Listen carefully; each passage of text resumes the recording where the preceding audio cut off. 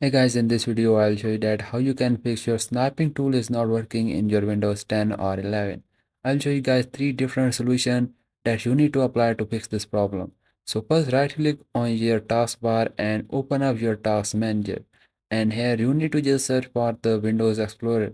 You will find this on the top and you can also find on the bottom. So scroll all the way down and you will find the Windows Explorer. Right click on it and you will see the option to restart. Just click on that and just restart it. By restarting it will sometimes fix your problem and sometimes it does not fix your problem. So if your problem is not fixed after this solution, you can check, and if not fixed, then you can open up the Microsoft Store website and you can download the specific sniping tool from here, and then you can check back if your problem is fixed or not. So this is also the very common solution that you need to apply. So after that, if your problem is not fixed, right click on your taskbar, go to the focus assist and make sure it is selected to the off. If it is selected to the any other like the priority only, then you can select it to off and then you can check. And if your problem is not fixed after this, now you can just check it to alarms only.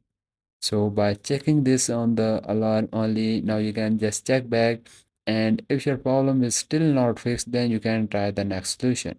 So go to the Windows type snip and sketch, right click on it and click on the app settings. So now its app settings was open. Here you need to just scroll all the way down and you will find the option to terminate. So first you can just click on the terminate to stop any processes of this program, and then click on the reset. So by resetting this will sometime fix your problem, and if this still does not fix, then you can just uninstall it and then again install it. You can just click on the uninstall and again you can just install from the Microsoft Store website. You can open the Microsoft Store in your Windows and just install it.